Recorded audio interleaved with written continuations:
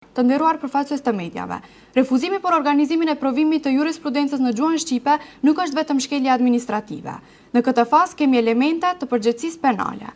Pengimi i zbatimit të ligjit për përdorimin e gjuhëve nga ana e Ministrisë së Drejtësisë dhe personave përgjegjës përban bazë për përgjegjësi penale për keqpërdorim të pozitës dhe autorizim zyrtar.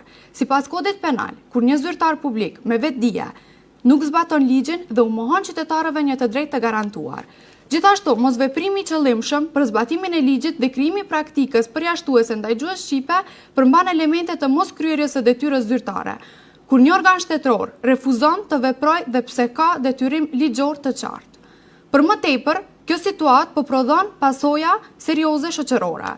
Mohimi i së drejtës për përdorimin e gjuhës shqipe në një procedurë shtetërore si provimi i jurisprudencës dhe relativizimi publik i kësaj të drejte krijon klimë përjashtuese dhe përmban elemente të nxitjes së mosdurimit ndëretnik, që është e sankcionuar si vepër penale. Prandaj sot kërkesat tona janë të qarta.